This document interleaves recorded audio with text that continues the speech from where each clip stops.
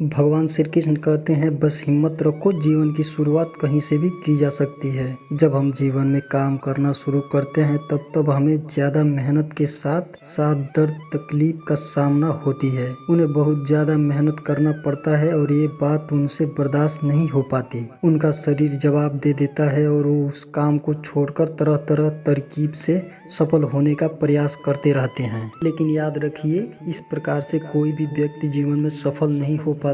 सफलता का मार्ग मेहनत, दर्द और तकलीफ से होकर गुजरेगा और यह आपको सहना ही पड़ेगा। तो इसके लिए आप हमेशा तैयार रहिए। तो आज की कहानी आपको ज्यादा ज्ञानवर्धक और मोटिवेट करने वाली है। एक गांव में सोहन नाम का एक व्यक्ति था। पेशे से मूर्तिकार था। एक दिन वह अपनी छेनी और हथौड़ी से एक पत्थर को भगवान की मूर्ति बनाने का प्रयास कर रहा था। जैसे ही वह छेनी पर अपना हथौड़ा चलाता, वह पत्थर चिल्लाने लगता और कहने लगता कि ये क्या कर रहे हो, मुझे इतना मार क्यों रहे हो, मुझे बहुत दर्द और तकलीफ हो रहा है, असहनीय पीड़ा हो रही है, मुझे अपने हाल पर छोड़ दो और यहाँ से चले जाओ। सोहन ने उस पत्थर से कहा, मुझे बहुत अच्छे से पता है कि तुम्हें बहुत ज़्यादा दर्द हो रहा है, तकलीफ हो रही है और तुम बहुत ही ज़्यादा पीड़ा में हो। लेकिन यदि आज तुमने इस दर्द को नहीं सहा, इस तकलीफ को नहीं सहा, तो जीवन भर तुम इसी प्रकार से पड़े रहोगे। सोहन ने पत्थर से कहा, मुझे पता है कि तुम में आगे बढ़ने की अपार संभावना है,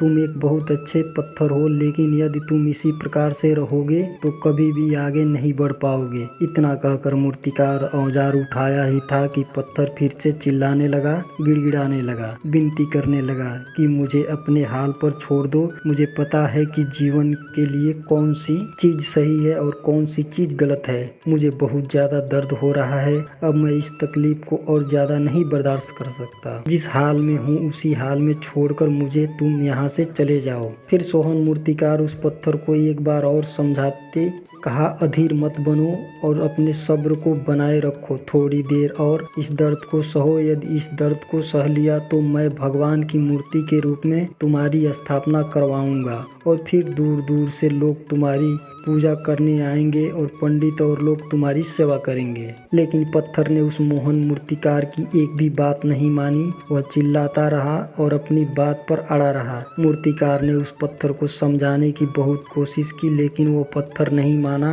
अब सोहन भी थक चुका था और वह उस पत्थर को छोड़कर आगे बढ़ गया और थोड़ी ही दूर जाकर देखा कि एक और बहुत ही अच्छा पत्थर पड़ा हुआ है। उसने छेनी और हथौड़ी उठाई और उस पत्थर को मूर्ति बनाने के लिए वो तैयार हो गया। मूर्तिकार ने छेनी और हथौड़ी का वह वार दूसरे पत्थर पर जारी रखा। दूसरे पत्थर को भी दर्द हुआ, तकलीफ उसे भी हुई, लेकिन उस पत्थर ने बर्दाश्त कर लिया और देखते ही देखते थोड़ी समय के बाद उस पत्थर ने भगवान की मूर्ति का रूप धारण कर लिया। थोड़े दिन बाद उस मूर्ति की एक मंदिर में स्थापना हो गई। धीरे धीरे लोग वहां पूजा पाठ करने लगे। लोगों की मन्नतें वहां से पूरी होने लगी और वह मंदिर चारों तरफ विख्यात हो गया। अब धीरे धीरे करके दूर दूर के गांव से लोग वहां पूजा पाठ करने आने लगे। फिर एक दिन एक पत्थर को उसी मंदिर में लाया गया और उसे एक कोने में रख दिया गया। अब लोग आते और उस पर नारियल फोड़ते। ये कोई और पत्थर नहीं बल्कि वही पत्थर था जिसने दर्द को नहीं सहा था। अब वो पत्थर मन ही मन बहुत ज्यादा पछता रहा था, दुखी हो रहा था और अपने आप को कोस रहा था कि काश मैं उस दिन उस दर्द को और उस तकलीफ को सह लिया होता तो आज लोग मेरी भी पूजा करते। इसलिए आप भी अपने जीवन में हमेशा याद रखिएगा कि जब भी आप अपने करियर की शुरुआत में किसी काम को कर रहे हो, पढ़ाई हो या कोई और काम, उसमें आपको दर्द हो रहा है, तकलीफ हो रही है, ज़्यादा मेहनत करना पड़ रहा है, तो आप रुकिए मत। किसी और रास्ते की शुरुआत मत कीजिए, क्योंकि कोई और रास्ता आपको सफलता नहीं दे सकता। आपको उस दर्द को, उस तकलीफ को सहना ही होगा और उस दर्द को, उस तकलीफ को सहकर आप ज़्यादा मजबूत बनेंगे और आप तभी अपने जीवन में आगे बढ़ पाएंगे। और जीवन में हमेशा याद रखिए कि आपको पहले पत्थर की तरह नहीं बल्कि दूसरे पत्थर की तरह बनना है। अगर आपको यह कहानी अच्छी लगी हो तो वीडियो को लाइक और चैनल को सब्सक्राइब जरूर कर देना। अगली कहानी काफ़ी ज्ञानवर्धक और शिक्षाप्रद है। किसी ने बड़ी कमाल की बात कही है, फर्क इससे नहीं पड़ता कि लोग आपको तोड़ना चाहते हैं, फर्क इससे पड़ता है कि आप क्या चाहते हैं। एक गांव में गोलू और अजय नाम के दो बच्चे रहते थे। दोनों में गहरी दोस्ती थी। लगभग एक 8 साल था और दूसरा 10 साल का। दोनों बच्चों की दोस्ती दिन पर दिन मजबूत होती जा रही थी। दोनों साथ में स्कूल पढ़ने के लिए जाते, खेलने के लिए जाते थे। एक दिन दोनों बच्चे फुटबॉल खेल रहे थे और साथ खेलते खेलते गांव से दूर निकल गए और एक सुनसान इलाके में जा पहुंचे।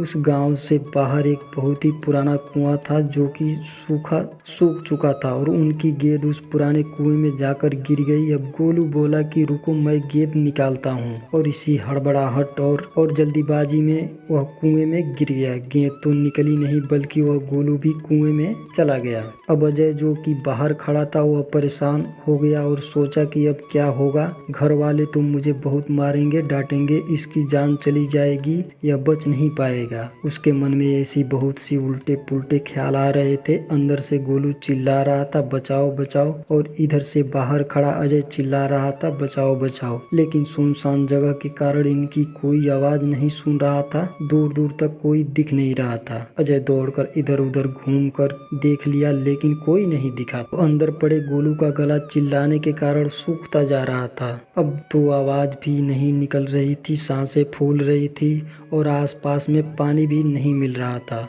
समझ नहीं आ रहा था कि क्या करें। तभी उसको दूर झाड़ी के एक पास रस्सी और बल्टी दिखाई दी। अजय दौड़कर लेकर आ गया। उसने रस्सी से वह बल्टी बांधी और रस्सी नीचे कुएं में फेंक दी और गोलू से कहने लगा कि आ जाओ ऊपर, मैं तुम्हें खींचता हूँ। अंदर पड़ा गोलू कहने लगा कि पागल तो नहीं हो गए हो तुम, भी गिर जाओगे, तुम मुझे नहीं खींच सकते, ये नहीं हो सकता। अजय कहने लगा कि नहीं, मैं करके दिखाऊंगा, तुम बाल्टी पकड़ो और ऊपर आ जाओ। हालांकि अजय गोलू से उम्र में लगभग 2 साल छोटा था। उसने अपनी पूरी जान लगा दी। उसका गला सूख चुका, प्यास लग रही थी, हालत खराब है, लेकिन उसके बावजूद उसने उस रस्सी को अपने पूरे दम से खींचा और उस 10 साल के गोलू को बाहर निकाल लिया।